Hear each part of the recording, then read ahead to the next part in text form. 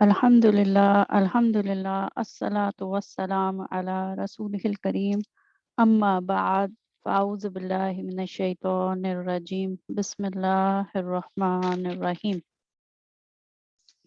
Rabbi इश्रह ली सदरी व यस्सिर ली अमरी वहलुल उक़दतम मिन लिसानी यफ़क़हू क़ौली अल्लाहुम्मा फ़क़िहना फ़िद्दीन आमीन। अस्सलामु अलैकुम व रहमतुल्लाहि व बरकातुहू। आज रमज़ान के बाद अल्हम्दुलिल्लाह पहली दफ़ा हम ये नशस्त रख रहे हैं और इंशाल्लाह हम कंटिन्यू करेंगे जो हम सूरह बकरा पढ़ रहे थे और हमने आयत नंबर 28 तक पढ़ा था और आज हम इंशाल्लाह आयत नंबर 29 का मुताला करेंगे। तो शुरू करते हैं पढ़ना। आऊज़ु बिल्लाहि मिनश शैतानिर रजीम बिस्मिल्लाहिर रहमानिर रहीम। आयत नंबर 29 है।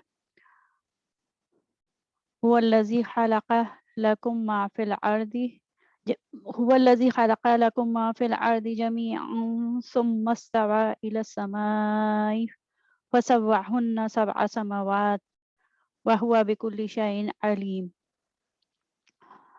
पर इससे पहले कि इसका तर्जुमा करूं, पहले हम आयत को बाकायदा पढ़ लेते हैं। जो हमारा तफ़हीम का मरहला है समझने का, मफ़हूम आयत का मफ़हूम समझने का।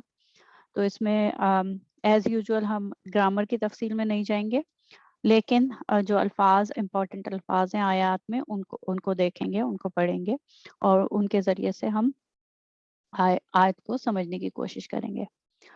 हुआ हम जानते हैं, हुआ ज़मीर है, उसका मतलब है वो, ही और इट भी होता है इसका मतलब। तो वो अल्लज़ी, ये इस्म मौसूल है, कनेक्टर इस्म है। अल्लज़ी वो जो, वो जिसने, खलका पैदा किया, फेले माजी है ये, खलका पैदा किया। एक जब वाहिद कोई शख्स पैदा जब ही एक वाहिद मुज़क्कर का सीगा होता है और वो पैदा करता है, तो वो कोई फेल करता है, तो ये फेले माजी का सीगा आता है, खलका। अच्छा, लकुम, तो लकुम, ला के लिए, कुम तुम सब के लिए। वो है जिसने पैदा किया तुम सब के लिए, माँ जो कुछ, फिल अर्दी जो कुछ जमीन में है, जमीयन सब का सब कुछ जो जमीन में है वो तुम्हारे लिए पैदा किया। और वो किसने पैदा किया कि वो ही है।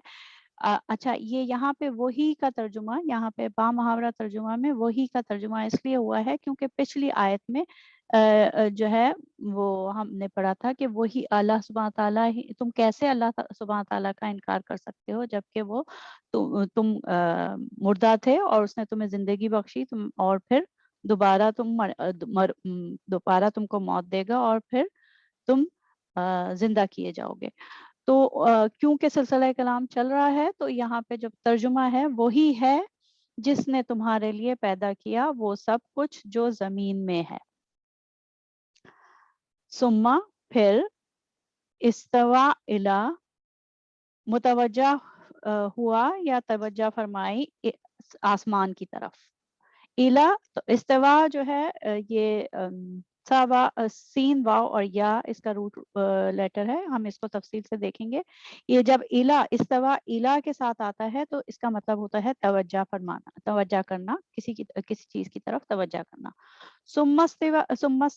सुम्मस्तवा इला इला समाई के फिर आसमान की तरफ तवज्जा फरमाई।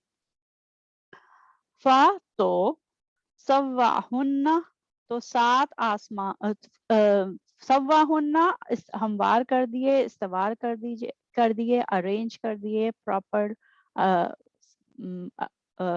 अरेंज कर दिए। सात समावातिन, सात आसमान हमवार और इस्तवार कर दिए। फसव्वाहुन्ना, हुन्ना जो है वो आसमान की तरफ जा रहा है कि उन सात आसमानों को इस्तवार कर दिया। वाव और وہوا اور وہ بکلی بکلی شائن ہر چیز کا علیم جاننے والا ہے اور وہ ہر چیز کا جاننے والا ہے. اب ہم اس کا جو ہے جو اہم الفاظ ہیں ان پہ دیکھ لیتے ہیں کہ کیا ہے. مطلب سما کا مطلب ہے کہ اچھا نہیں سما نہیں، پہلے ہم یہ دیکھ لیں. خلقہ میں کریٹڈ یعنی کہ تخلیق کیا، جتنی بھی چیزیں زمین میں ہیں وہ سب تخلیق کی. اور جمعیہ سب کی سب، جیسے جمع ہم کہتے ہیں نا جمعین جماعت، سب کی سب جو ہے زمین میں جتنا کچھ ہے وہ پیدا کیا. سما پھر، اچھا سما میں یہ جو ہے سما بھی آتا ہے پھر کے لیے، اور کبھی فا بھی آتا ہے. تو سما جو ہے پھر استوا الا، یہ ہم دیکھتے ہیں استوا جو ہے اس کا مطلب، یہ اس کا جو روٹ لیٹر ہے استوا کا مطلب جو ہے، استوا جو ہے وہ روٹ لیٹر جو ہے اس کا سین واو اور یا ہے. لیکن یہ اس وقت استوا جب تے آ رہا ہے اور تو یہ باب افتعال سے آ رہا ہے جو 8 فیملی ہوتی ہے. اور استوا الا کا مطلب ہوتا ہے مڑنا، پھرنا، متوجہ ہونا. اور استوا کے ساتھ اگر اعلیٰ کا صیغہ آئے، میں واپس ادھر آیت کی طرف چلے جاؤں تاکہ لفظ سامنے ہو. یہ جو استوا الہ ہے، تو الہ کے ساتھ جب آتا ہے تو اس کا مطلب ہوتا ہے متوجہ ہونا، کسی چیز کی طرف توجہ کرنا، مڑنا پھرنا. اور استوا اعلی عین لام یا کے ساتھ کے حرف جر کے ساتھ اگر آتا ہے اس کے صلہ کے ساتھ، استوا اعلی کا مطلب ہوتا ہے قرار پکڑنا، قرار پکڑنا. تو وہ یہاں پہ نہیں ہے، یہاں پہ استوا اعلی ہے، یعنی کہ پھر آسمان کی طرف متوجہ، آسمان کی طرف توجہ فرمائی، یا اللہ تعالیٰ نے اپنے آپ کو آسمان کی طرف متوجہ کیا.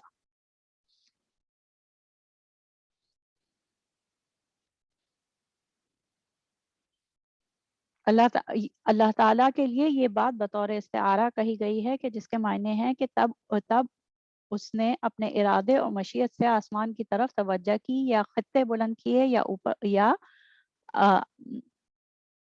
اوپر اٹھائے، یا ان کو قرار دیا، تو استوار کیا. تو یہ استوا کا مطلب ہوا. پھر اگلی آیت میں فسوا ہننا ہے. فسوا بھی روٹ لیٹر وہی ہے، 3 جو روٹ لیٹر ہے سین واو اور یا، لیکن یہاں پہ سیکنڈ روٹ لیٹر یعنی کہ واو پہ تشدید ہے، سوا ہننا ہے. تو سوا جو ہے یہ باب تفعیل سے آ رہا ہے. یہاں پہ یہی لفظ جو ہے وہ باب تفعیل سے آ رہا ہے. اور باب تفعیل سے جب آتا ہے تو سوا یسوی تسویتن فہوا مسون. تو اس میں جو ہے باب تفعیل سے جب آتا ہے تو ایک چیز کو دوسرے کے برابر کر دینا، مکمل کرنا، ایڈجسٹ کرنا، درست کرنا، برابر یا ہموار کرنا. سوا یہ جب باب تفعیل سے آتا ہے. اب جیسے ایک اور آیت میں ہے فخلق فسوا، پھر اس کو بنایا اور اس کے اعضاء کو درست کیا، مکمل کیا. اچھا انگلش ڈکشنری میں اگر ہم دیکھتے ہیں، پہلے ابھی ہم اردو میں ہی دیکھ لیں اس کا جو مصدر ہے تسویہ، سوا یسوی تسویتن. سوا فعل ماضی، یسوی فعل مضارع، تسویتن اس کا مصدر. تسویتن کے معنی ہے کسی شے کو ٹھیک ٹھاک کرنا، اس کو ہموار کرنا، اس کے نوک پلک سنوارنا، اعتدال و توازن کے ساتھ قائم کرنا. تسویہ کے معنی دوسرے معنی یہ کسی شے کو برابر کرنا، ہموار کرنا اور اعتدال و توازن کے ساتھ قائم کر دینے کے ہیں، یعنی کہ پورا اعتدال اور توازن قائم کرنا اس چیز میں جو کہ بنائی ہے. اچھا، اس میں انگلش ڈکشنری میں اگر ہم دیکھیں تو اس میں یہ ہے کہ to even, to levelize, to flatten, to smooth down, to regulate, arrange, to put in order. اچھا، جو ایک اور ڈکشنری ہے یہ میں ابھی جو انگلش میں پڑھ رہی تھی وہ ہینسفیئر سے ہے، اور دوسری ڈکشنری ہے اس اے ندوی سے، علامہ اسکالر ہیں علامہ اے ندوی، ان کی ڈکشنری سے. اس میں 4 معنی بیان ہوئے ہیں سوا یسوی کے. To form with just proportion, to make one thing equal to another, to make complete, adjust, rectify, or and to levelize. تو یہ چیزیں ہیں، یہ معنی ہیں اس کا. اور یہ جیسے آسمان کے بارے میں ہے نا، تو آسمان کو جیسے پورا ہموار کیا، اعتدال اور توازن قائم کیا ہے. جو ہم اجرام فلکی دیکھتے ہیں اور جو سولر سسٹم ہے اور دوسری چیزیں، تو اس کو ہم اس طریقے سے سمجھ سکتے ہیں کہ سب جو ستارے اور سیاروں کی حرکت ہے ان کو اعتدال اور توازن بخشا. اچھا، پھر وَهُوَ بِكُلِّ شَيْءٍ عَلِيمٌ. علیم جو ہے علیم جو ہے علم عین لام میم سے ہے اور اس کا روٹ لیٹر، اور یہ علم سے اسم صرف مشبہ بالفعل ہے، یعنی کہ وہ ذات جس کے پاس علم ہمیشہ سے موجود ہو، کیونکہ یہ جو صیغہ ہے اسم صرف مشبہ بالفعل کا، اس میں ہمیشگی اور دوام پایا جاتا ہے. تو اس لیے علیمن کا مطلب یہ ہے کہ اللہ سبحانہ تعالیٰ ہمیشہ سے جاننے والے اور سب کچھ جاننے والے.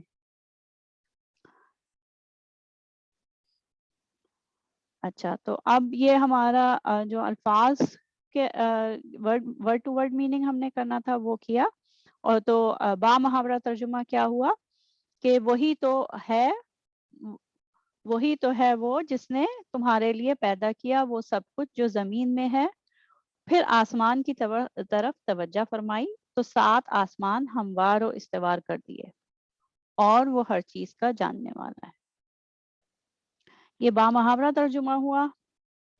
اب ہم اس کی آیت کی مختصر تفسیر اور اس سے جو ہم سبق اور نصیحت حاصل کر سکتے ہیں وہ ہم دیکھیں گے. یہ جو ہمارا دوسرا مرحلہ ہوتا ہے تذکیر کا.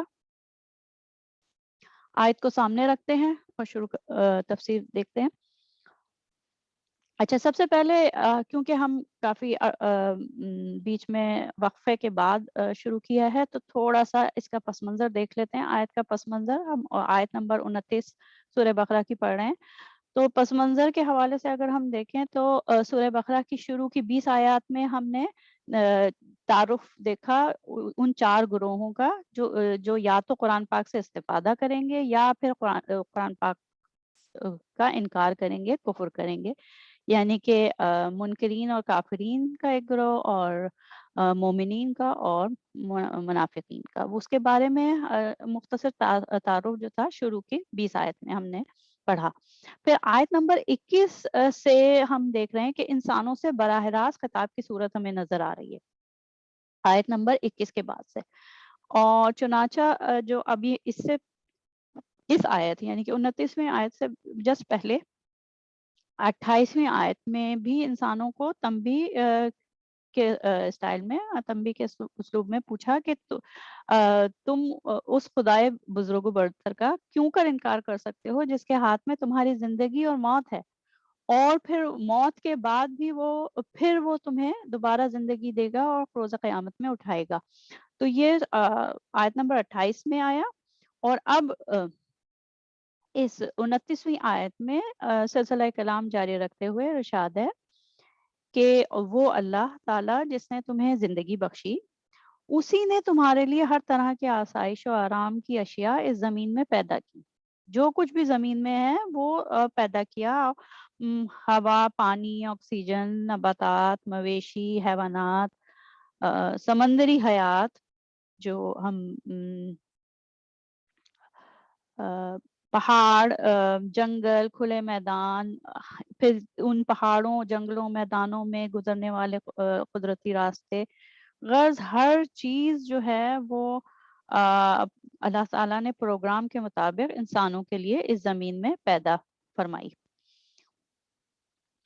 اور پھر اس کے ساتھ ہی آیت میں فرمایا، اچھا زمین پہ یہ پیدا کی، اس کے ساتھ ہی آیت میں فرمایا ہے کہ پھر آسمان کی طرف توجہ فرمائی تو 7 آسمان ہموار اور استوار کر دیے. اچھا یہ آیت پہ ذرا غور کیجئے کہ توجہ فرمائی، آسمان کی طرف توجہ فرمائی.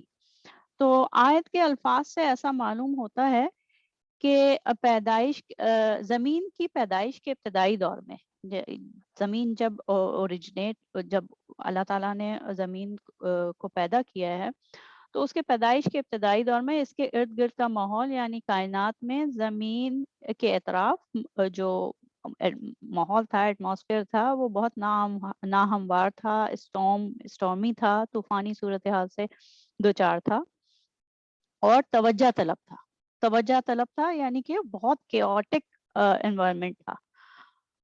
اس کو ہم آج کی سائنٹیفک ٹرمز میں نیبولر ٹربولنس کہہ سکتے ہیں، نیبولر ٹربولنس سے تعبیر کر سکتے ہیں. جو سولر سسٹم کی جو اوریجن ہے اس کے سلسلے میں جو ہم جانتے ہیں کہ جیسا کہ سولر سسٹم اور اوریجن آف پلانٹس کے ضمن میں ہم جانتے ہیں کہ بالکل ابتدائی انیشل اسٹیجز میں ارتھ اور دوسرے پلانٹس جب انیشلی سورج سے علیحدہ ہوئے تو اس وقت بہت ہی ہائی گریویٹی تھی، ایکسٹریملی ہائی گریویٹی اور بہت ہائی ٹیمپریچر تھا اور پریشر بھی تھا. تو ان ساری فیکٹرز کی وجہ سے کیا ہوا کہ نیبولر اسٹارمز ہوتے تھے. نیبولر اسٹارمز ہوتے تھے، ہزاروں اسٹیرائڈز، کومیٹس جو ہیں اور چھوٹے چھوٹے جو پلانٹس، چھوٹے بڑے پلانٹس بے ہنگم رفتار سے، بے ہنگم دائروں میں گردش کرتے ہوئے ایک دوسرے سے ٹکراتے رہتے تھے. اچھا یہاں تک کہ وقت کے ساتھ ساتھ ان کی اس طوفانی صورتحال میں ٹھہراؤ آیا اور پلانٹس نے اپنے موجودہ مداروں میں جو موجودہ صورتحال ہے جس میں کہ وہ ایک ہموار اسموتھ آربٹ کو فالو کرتے ہیں اور استوار راستہ ہے، تو یہ صورتحال آئی ہزاروں سال، لاکھوں سال کے بعد. تو یہ صورتحال پھر اختیار کی. تو جو توجہ فرمائی نا، اس سے یہ ہمیں اندازہ ہو رہا ہے کہ توجہ کیوں ضروری تھی، کیونکہ بہت زیادہ کیاس تھا اور اللہ تعالیٰ نے پھر اس کو استوار کیا اور پراپر اسموتھ، مستقل اور ایک پروپورشنیٹ جو کہتے ہیں بیلنسڈ سسٹم جو ہے وہ ایوالو ہوا. اچھا یہ سولر سسٹم اور اس کے ہمسایہ جو اس کے جو نیبرنگ پلانٹس ہیں یعنی کہ کائناتی اجرام فلکی ہیں، ان میں ایک متوازن صورتحال کا ہونا یعنی کہ یہ سب اپنے اپنے آربٹس میں جو ہیں وہ سرکولیٹ کر رہے ہیں، ریوالو کر رہے ہیں، ریولوشن ہے ان کی اور چکر لگاتے ہیں اور ان کے اپنے ہی ایئرس ہیں. جیسے ارتھ کا جو فل ون وہ ہے ریولوشن ہے اراؤنڈ سن، وہ ہم جانتے ہیں ایک سال میں 365 دن میں ہوتی ہے. ہر سیارے کی، ہر پلانٹ کی اپنی اپنی ہے. تو یہ سولر سسٹم اور ان کا جو متوازن صورتحال کا ہونا ہی ہے جس نے پلانٹ ارتھ پر ہزاروں سال سے زندگی کو ممکن بنایا ہوا ہے. یعنی کہ یہ جو اپنے اپنے مداروں میں جا رہے ہیں تو یہ انہی کی وجہ سے، اس متوازن صورتحال کی وجہ سے ہی جو ہے وہ زندگی زمین پر ممکن ہے. ورنہ ملینس آف ایئرس پہلے جب کہ سولر سسٹم میں نیبولر اسٹارم تھا, اسٹارمس اپنے عروج پر تھے, تو سینکڑوں ایسٹرائڈ, سیارے اور کومیٹس ایک دوسرے سے ٹکرا رہے تھے. اس وقت تو کسی بھی سیارے پہ زمین زندگی کی بقا ممکن نہیں تھی. اور اس بے ہنگم طوفان کو ریگولرائز کرنے کے لیے, اس کو موجودہ حالت میں استوار کرنے کے لیے کائنات کے خالق کی توجہ کی ضرورت تھی. تو جب ایک ہنگامی صورتحال موجود تھی اس وقت کائنات کی زمین کی ابتدا میں, سولر سسٹم کی ابتدا میں, تو اس کو ریگولرائز کرنے کے لیے اور صحیح حالت میں استوار کرنے کے لیے کائنات کے خالق کی توجہ کی ضرورت تھی. لہٰذا اللہ تعالیٰ نے پھر ارتھ کے آؤٹر سپیس کو, ارتھ کا جو آؤٹر سپیس, ارتھ کے امیجیٹ آؤٹر سپیس میں ظاہر ہے یہ ہمسایہ ہیں, تو آؤٹر سپیس کو بیلنس متوازن کرنے کی طرف توجہ کی, اور اس طریقے سے زمین کے گرد پھر جو زمین کے گرد آسمان تھا, زمین کا اپنا آسمان, اس زمین کے گرد جو فلک ہے اس میں 7 طبقات یا 7 آسمان تشکیل کیے. اچھا, جہاں تک یہ آسمان کے بارے میں بات ہے, تو آسمان عمومی طور پر آسمان کسی ٹھوس مادی چھت یعنی کہ ٹینجبل روف کا نام نہیں ہے, بلکہ آسمان سے مراد حد نظر ہے. حد نظر ہے یعنی جب انسان زمین کی سطح پر کھڑے ہو کر نظر اٹھا کر کائنات کی گہرائیوں کی طرف دیکھتا ہے, تو جہاں جہاں تک اس کی نظر جاتی ہے وہ آسمان ہے, وہ زمین کا آسمان ہے. تو جیسے کہ ہمیں یہاں پہ نظر آ رہا ہے کہ جب ہم اپنی زمین کے سطح پہ کھڑے ہو کے کہیں بھی گھر پہ, کہیں بھی باہر میدان میں ہم دیکھتے ہیں آسمان کی طرف, اور مختلف دن کے مختلف اوقات میں ہمیں مختلف جو پلانٹس ہیں, جو سیارے ہیں اور ستارے وہ دکھتے ہیں. عطارد بھی دکھ رہا ہے, مرکری, عطارد, یہ زہرہ بھی دکھتا ہے, مریخ بھی دکھتا ہے, وینس اور مارس, اور ظاہر ہے سورج اور چاند تو دکھتے ہی دکھتے ہیں. تو یہ ہمیں آسمان میں دکھتے ہیں جس وقت ہم نظر اٹھاتے ہیں. اور لیکن یہ صرف سولر سسٹم ہی نہیں دکھتا, سولر سسٹم ہی نہیں دکھتا, بلکہ اگر ہم اس سے باہر جائیں تو یہ یہاں پہ یہ زمین ہے اور یہ سیارے ہیں جو کہ پروجیکٹڈ ہیں, یہاں پہ بڑے کر کے دکھائے گئے ہیں. تو یہاں سے پھر ہم صرف سولر سسٹم میں ہی نہیں دکھتا آسمان ہمیں, بلکہ ہماری نظریں جب ہم دیکھتے ہیں تو سولر سسٹم سے بیونڈ بھی جاتی ہیں, اس کے اور بھی جو اس کے گردا گرد ملکی وے ہے, کہکشاں ہیں, اور نہ صرف ہماری کہکشاں بلکہ دور. تو اس وقت جس زمانے میں ہم رہ رہے ہیں, اس میں تو ظاہر ہے سائنٹیفک ریولوشن کا دور ہے. ٹیلیسکوپس کی دریافت سے انسانوں کے لیے بہت ہی کائنات میں بہت ہی گہرائیوں کا مشاہدہ ممکن ہو گیا ہے. اور جو ہبل ٹیلیسکوپ ہے اس سے تو اتنی ساری 100 سے زیادہ 100 بلین سے زیادہ جو کہکشائیں ہیں, گیلیکسیز ہیں, وہ ایسٹیمیٹڈ ہیں. تو یہ اجرام فلکی کی دریافت اور ان کے بارے میں نئے نئے انکشافات ہو رہے ہیں ان ساری ایجادات کی وجہ سے. اچھا, یہ جو آیت ہے اس میں 7 آسمانوں کا ذکر ہے. تو یہ جہاں تک یہ 7 آسمان, ٹھیک ہے نا, 7 آسمان کا ذکر ہے, تو یہ 7 آسمان طبقات کی صورت میں متعدد بار قرآن پاک میں ان کا ذکر آیا ہے. کئی جگہ طبقات کے الفاظ بھی ہیں. تو بعض ابھی ہم نہیں جانتے کہ اس وقت تک جو سائنٹیفک ڈسکوریز ہیں اس کے لحاظ سے ہم یہ نہیں جانتے کہ یہ 7 آسمانوں کی جو نیچر ہے وہ کیا ہے. تو بعض علماء 7 آسمانوں کی حقیقت کو آیات मुतशाबिहात से ताबीर करते हैं। अलबत्ता ऐसी इस किस्म की आयत जो कि किसी साइंटिफिक फैक्ट के मुतालिक होती हैं, तो ऐसी आयत उस वक्त तक मुतशाबिहात के दायरे में रहती हैं जब तक साइंस इन आयात में मज़कूर कायनाती हक़ाइक़ दरियाफ्त न कर ले। जब एक दफ़ा साइंटिफिक डिस्कवरीज की वजह से इन आयत की हकीकत सामने आ जाती है, तो फिर ये आयत भी मुहकम हो जाती हैं, यानी कि हम समझने लगते हैं उनका मतलब वाज़ेह मतलब समझने लगते हैं।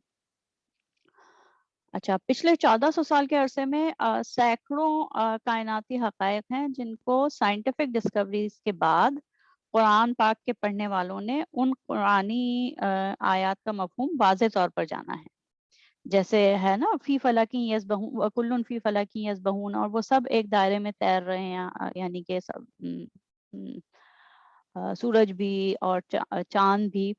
तो जाहिर है जिस वक्त कुरान पाक नाजिल हुआ था उस वक्त तो इंसानियत ये बात नहीं जानती थी, और उस वक्त जब हम वो जब मुसलमान वो आयत पढ़ते थे तो उस वक्त तो उनको नहीं पता था कि वो दायरे क्या हैं, वकुल्लुन फी फलकी यस्बहून। लेकिन अब हम जानते हैं कि ये जो सब एक एक दायरे में घूम रहे हैं, जमीन भी और जितने हमें और सितारे सैयारे नजर आ रहे हैं वो भी, और चांद भी। तो जैसे जैसे साइंटिफिक डिस्कवरीज होती हैं तो ये मुतशाबिहात जो हैं, साइंटिफिक मुतशाबिहात, वो समझ में आने लगती हैं। लेकिन हाँ, जन्नत और दोज़ख के मुतालिक जो आयात मुतशाबिहात हैं, वो ज़ाहिर है वो मुतशाबिहात ही रहेंगी जब तक कि इंसान उस आलम में ना पहुंच जाए, आलम बरज़ख। अच्छा, ये थोड़ा-सा मैंने इसको इसके ऊपर रिसर्च की और थोड़ा-सा मैंने देखा कि क्या मुमकिना सूरत हाल हो सकती है। ये जो 7 लेयर हैं, 7 तबक़ात हैं, तो वो मैं शेयर कर लेती हूँ कि जो पर्सनल ऑब्ज़र्वेशन है। तो इस सिलसिले में ये कि 7 आसमान ज़मीन के अतराफ मुख्तलिफ फ़ासले पर 7 तबक़ात या घेरे हैं। यानी कि जैसे मैं इधर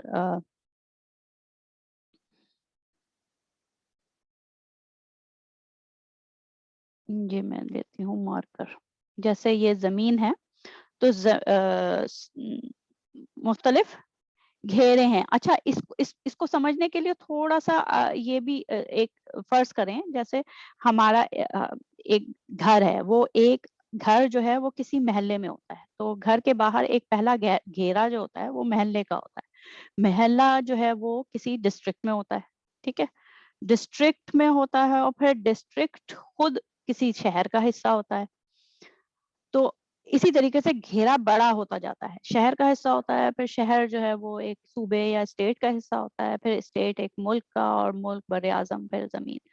तो ये जो घेरे होते हैं ये बतदरीज बढ़ते चले जाते हैं।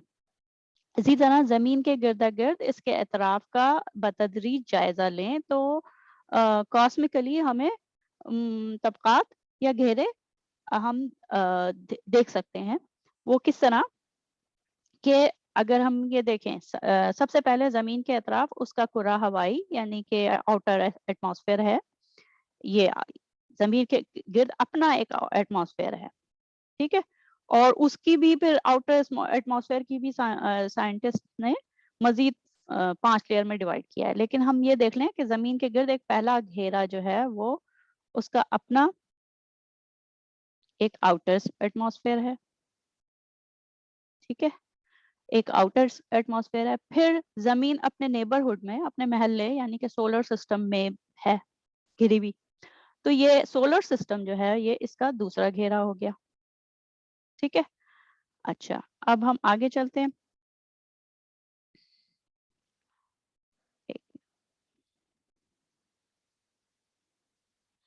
आगे चलते हैं, यहाँ पे ये ये ज़मीन है। थोड़ा-सा इसका घेरे जो हैं वो मैं बनाती जाऊँ। یہ زمین ہے, یہ آؤٹر ایٹماسفیئر ہو گیا, یہ اس کے سولر سسٹم, یہاں یہ بڑے کر کے دکھائے گئے ہیں دور دور, ان کی پروجیکشن ہے. اصل میں سولر سسٹم یہ ہے, یہاں پہ ہے پورا. تو یہ پہلا, یہ اس کا محلہ ہو گیا. پھر سولر سسٹم خود جو ہے وہ ملکی وے میں ہے. یہ سولر سسٹم ہے اور یہ ملکی وے ہے, کہکشاں ہے, بڑی کہکشاں. یہ تیسرا گھیرا جو ہو گیا وہ کہکشاں کا ہو گیا, ٹھیک ہے, جو ملکی وے ہے.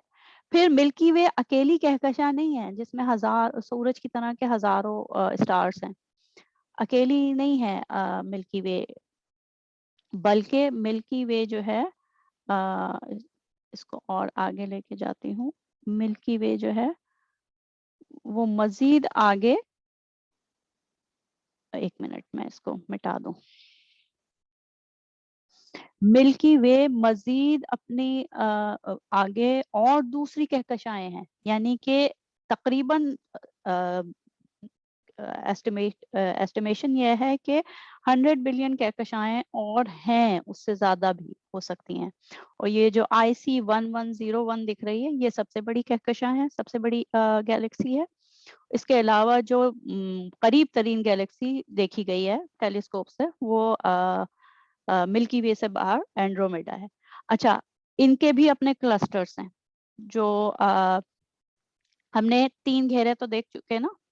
یہ ایک منٹ میں یہاں پہ بناتی ہوں.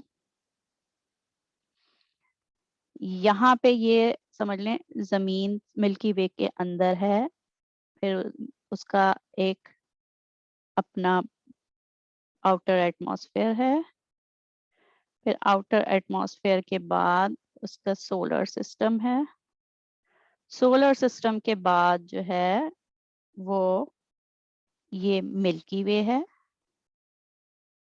ایک منٹ, یہ ملکی وے ہے, اور ملکی وے خود گیلیکسیز کے جھرمٹ میں ہے. ملکی وے خود ایک گیلیکسیز کا جھرمٹ ہو, جو ڈفرنٹ اینڈرومیڈا ہے, سومبریرو ہے, اور دوسرے جو گیلیکسیز اس کی نیبرنگ ہوں گی, ان کا ایک جھرمٹ ہوگا, ٹھیک ہے. اور اس کے بعد پھر گیلیکسی, یہ جو ہبل ٹیلیسکوپ سے جو دیکھا گیا ہے, تو اس کے بعد گیلیکسی سے باہر بھی جو ہے اس کا مشاہدہ کیا گیا ہے, اور دیکھا گیا ہے کہ بلیک ہولز ہیں, بلیک ہولز ہیں جس میں کہ بہت بڑے بڑے بلیک ہولز ہیں, اور بے شمار کہکشائیں بھی ہیں بیچ بیچ میں, اور بلیک ہولز بھی ہیں. تو اگر ہم گیلیکسی سے پرے اور آگے دیکھیں آسمان کی گہرائیوں میں, تو ظاہر بلیک ہولز ہیں, اور اس میں وہ اتنے بڑے ہیں, اور ان میں اتنی شدید امینس گریوٹی ہے ان میں کہ ان میں کوئی چیز رہ نہیں سکتی. ہر چیز جو ہے وہ ایبزارب ہو جاتی ہے, ایون لائٹ بھی نہیں رہ سکتی, لائٹ کے پارٹیکلز بھی. تو جو ہے وہ ڈارک ہے, بلیک ہولز ہیں. تو بڑی بڑی گیلیکسیز اگر اس کے بھنور میں آ جائیں, بلیک ہولز کے بھنور میں آ جائیں, تو وہ بھی ایبزارب ہو جاتی ہیں. تو یہ میری جیسے ایک طریقے سے آبزرویشن تھی, اور اس کو میں نے یہ پکچرز ڈفرینٹ سورسز سے لے کے میں نے یہاں پہ دکھانے کی کوشش کی ہے کہ جیسے ہم کائنات میں جب ہم زمین کی سطح پہ سے دیکھتے ہیں تو ہمارے گرد مختلف گھیرے ہیں. اچھا, اور حیران کن حد تک جتنا کہ طوفان اتنے سارے اسٹارز, اتنے سارے پلانٹس اور اسٹیرائڈز اور کومیٹس کی موجودگی میں ہو سکتا ہے, لیکن اللہ تعالیٰ کے کرم سے زندگی جو ہے وہ قائم دائم ہے ہزاروں سال سے, اور یہ اس وقت تک قائم دائم رہے گی زمین پر جب تک کہ اللہ تعالیٰ کی مرضی ہے, جب تک وہ جو ساعہ ہے, قیامت کا ساعت جو قرآن پاک میں مینشن ہوا ہے, وہ نہ آ جائے. تو یہ تھا تھوڑا سا آبزرویشن قرآن 7 آسمان کے متعلق. تو ہم یہ کہہ سکتے ہیں کہ بہرحال یہ جو ہم نے اس وقت دیکھا, اس کو تھوڑا سا سمرائز کریں تو زمین کے باہر جو فلکیاتی ماحول ہے, اس میں ڈفرینٹ کاسمولوجیکل لیولز ہیں جو کہ آسمانی طبقات سے تعبیر کیے جا سکتے ہیں. لیکن ظاہر ہے اس کو ایگزیکٹ تعین کرنا، اس کا تعین کرنا کہ پہلا آسمان کون سا ہے، دوسرا، تیسرا، چوتھا، یہ تعین جو ہے وہ ابھی باقی ہے۔ اچھا، اب ہم واپس آیت کی طرف آتے ہیں۔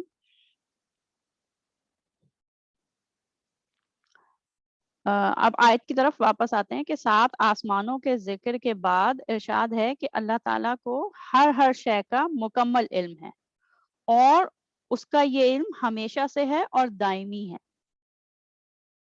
یعنی جو کچھ کائنات میں ہوتا ہے، جہاں جہاں جس چیز کی ضرورت ہوتی ہے، اللہ تعالیٰ کو ہر شے، ہر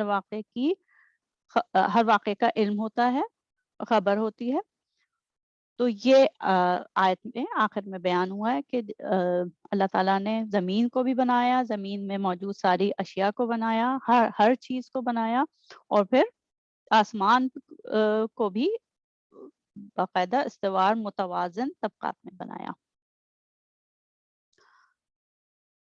اچھا، مختصراً ہم دیکھیں تو مختصراً اس آیت میں اللہ تعالیٰ نے زمین اور آسمان کی تخلیق بیان کر کے انسان کی توجہ کائنات کی طرف اور اس میں موجود نشانیوں کی طرف دلائی ہے کہ ہم ان نشانیوں کو دیکھیں، اور اس کے کائنات میں موجود جو نشانیاں ادھر ادھر ہیں زمین میں، آسمان میں، ان کو دیکھیں، اور اللہ تعالیٰ ان نشانیوں کو دیکھ کر خالق کو پہچانے، اپنے خالق کو پہچانے۔ اور اس کے ساتھ ہی اس سے ہمیں تسخیر کائنات کا سبق ملتا ہے، اور سائنس میں تدبر اور غور و فکر کرنے کا اندیہ بھی ملتا ہے۔ جو اللہ تعالیٰ نے زمین کے متعلق بتایا، آسمان کے متعلق بتایا، نہ صرف اس آیت میں بلکہ قرآن پاک میں جگہ جگہ بتایا، تو اس کے ان آیات کو جب ہم پڑھتے ہیں تو اس میں ہمیں اشارہ ملتا ہے کہ اللہ تعالیٰ تسخیر کائنات کی طرف متوجہ کر رہے ہیں ہمیں، اور تدبر اور غور و فکر کا بھی ہے اس میں اشارہ۔ تو یہاں اس نشست کا اختتام کرتے ہیں، دعا کر لیتے ہیں۔